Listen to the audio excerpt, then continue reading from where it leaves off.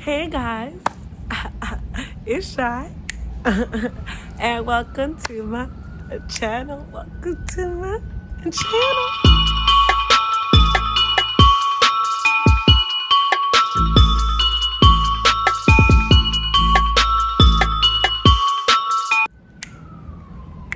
Alright, I'm sorry.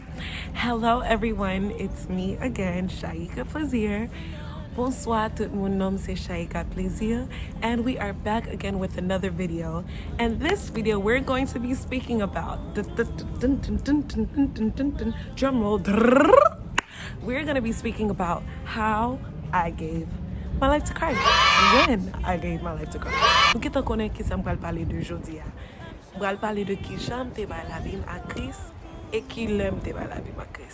Okay, if this is your first time watching, please don't forget to hit a like button on this video and to subscribe to this channel. To begin with, I want to start off first by saying, honestly, I grew up in church all my life, but to be honest with you, at first when I first attended service and was at church on Sundays and stuff, I personally thought that if you went to church you were going to heaven. I really thought that. I thought if you did good things, you don't do bad things to people, you don't hurt people, if you're a good person, that's what takes you into heaven. Most kids think that. At the time, I believe when I did think that, I was probably six or seven. And I thought, whoa, I'm at church, I'm going to heaven, all dogs go to heaven, all animals, all people go to heaven, all of that. So, let me take 6 ans, 7 ans, m'tap grandi dans l'église. So, m'te pensé que si ma l'église dimanche, si m'fait bon bagay, si m'pa fait bagay qui va faire l'autre monde mal, que c'est comme ça m'a entré dans ciel. So, c'est ça m'te pensé. M'pensé, m'la dans l'église là, tout chien al dans ciel, tout animal, tout monde aller dans ciel. C'est ça m'te pensé. That's what I thought. But then, when we were younger, we were still trying to figure out what church we wanted to go to. So the first church that we went to, we would see people getting certificates, for giving their life to Christ. But we didn't really know what that was. Like, we just thought the person got a certificate because we used to think that baptism and giving your life to Christ was the same thing. M'te kon pense que l'epte petit, m'te kon pense que les gens moun baptisé et les gens moun bay la vie yo à Christ, c'est même bagay. Mais c'est deux bagay différents. That's two different things. But at that age, you're just like, oh my gosh, you think that's what it is. So it's as I got older and older, I'm seeing people getting certificates. I'm like, oh, you're getting a certificate? This must be something big. And then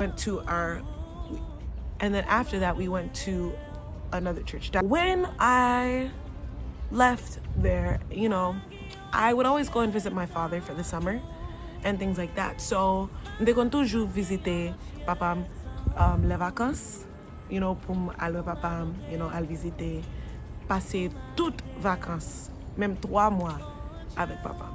So I would always go on vacation for 3 months for the whole summer with my father. And then one time that I did go, I got back home and I heard about my cousin.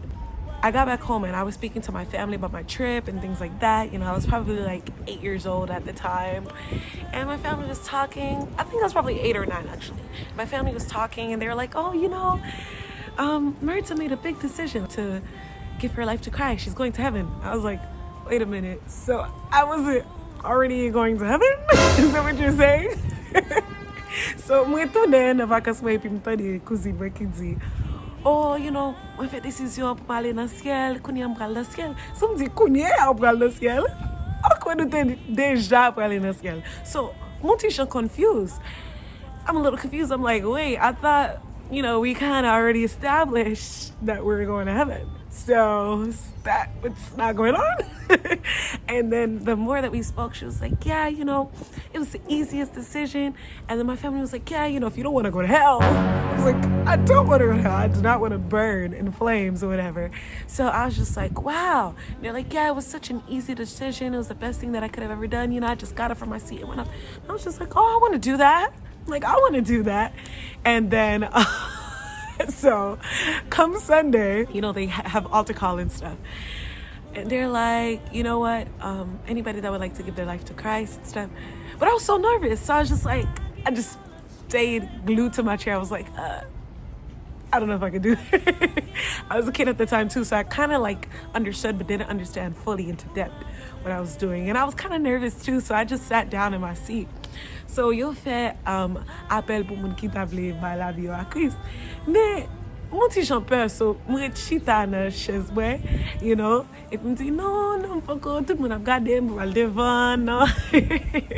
So I was just like, no, I don't want to go yet, you know, poko pare. And then parang yo pa bum pressure at all. My parents didn't pressure me, my family didn't pressure me. They're just like, okay, when she's ready. And I love that, because as a parent, when you give that child the decision, the freedom to make that decision to give their life to Christ, now it's like they have that personal walk with Christ, because it wasn't forced on them.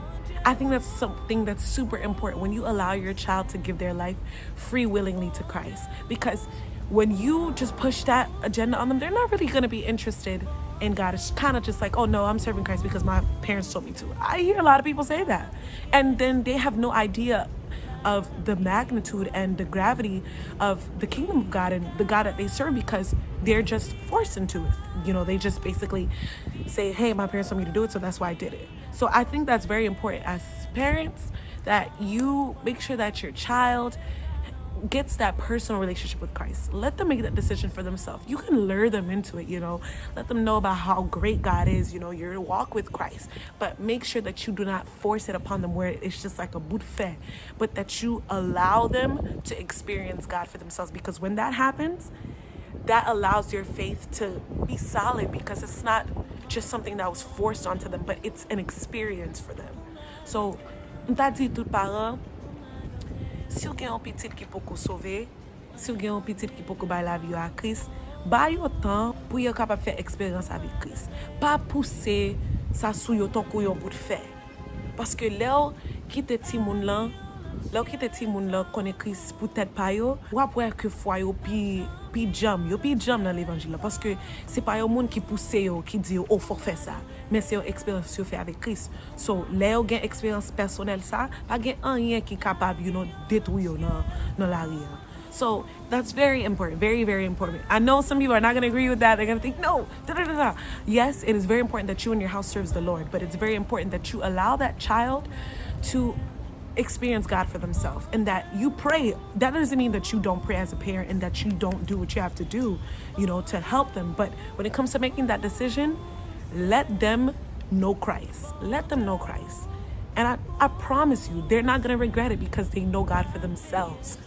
It's not just something that was pushed on them. So I was nervous.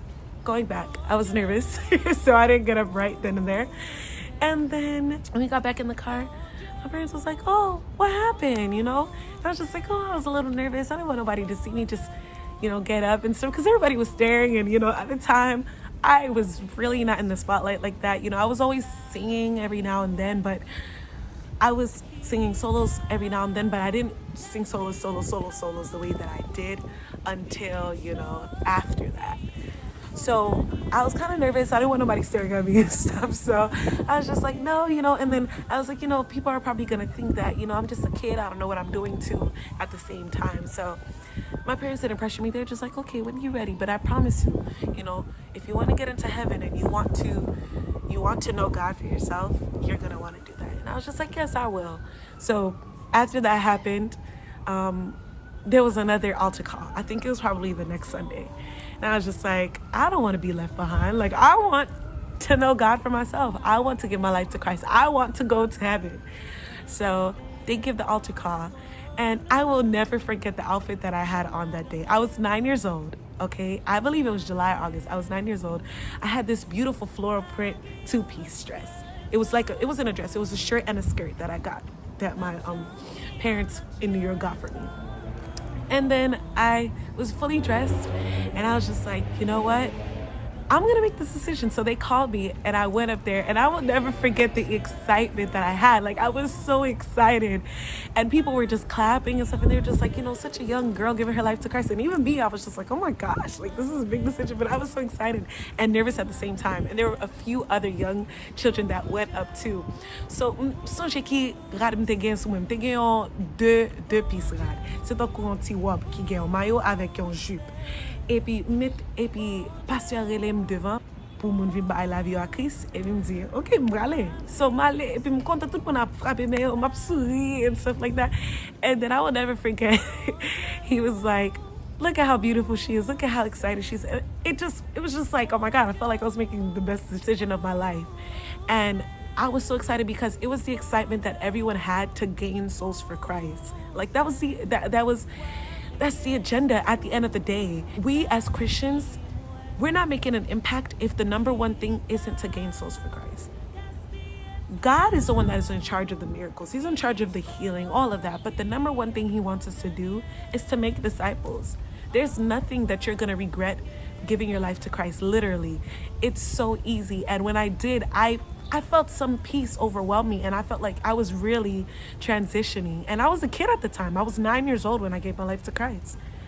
But I just knew it was the right decision. And it was the excitement that filled me, and in the room too, like, everyone was excited, and it was just the hunger that everyone had and I had, you know, just to come into the kingdom. And you know, after my family took me out afterwards to eat, after I did the prayer, you know, the ABC prayer to give my life to Christ, and they took me out to eat, and they just congratulated me, and it was just like, it was one of the happiest days of my life. I can honestly say that. So if you're someone, I'm not a preacher, okay, I'm just giving my life experience. I'm pas un pasteur, mais seulement ba nou expérience pa m ke m fè avec l'Éternel.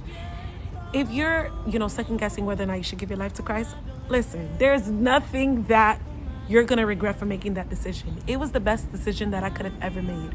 And I would advise anybody else to make that decision. Pi bon décision que me fait dans la vie. So, I love you guys. I just wanted to share that with you. I gave my life to Christ at 9, and I honestly never want to go back. Like, it was the best decision that I ever made. And, you know, it's good to know that with the world that we live in right now, that there's something better for us. There's a better life. There's a better kingdom that we're going to enter when it's all over. So why not give your life to Christ, you know? So that's my experience. It's, you know, it was pretty simple. It wasn't a huge thing, you know, where it's like, you know, I fell out on the floor and cried. It was really simple. The most easiest decision ever, but it was the most impactful decision ever. So I love you guys. I just wanted to share that with you all. And I just pray that if you guys have any family members or anybody that you're looking to, you know, see give their life to Christ, don't give up. You know, pray for that person. You plant the seed by talking, even if you feel like, hey, I could have done more. You planted the seed by speaking. Sometimes it takes different people planting the seed for them to give their life to Christ. But just because a person doesn't give their life to Christ the moment that you speak to them, doesn't mean that there wasn't an impact that was made. There was a seed that was planted. And little by little, you're going to see that seed actually sprout up, okay? So, I love you guys. Women who appeal, okay? Si vous capable, like video side, and don't forget to subscribe to this channel. Like this video, and don't forget to subscribe. Peace. I love you guys. M'adorer, m'adorer.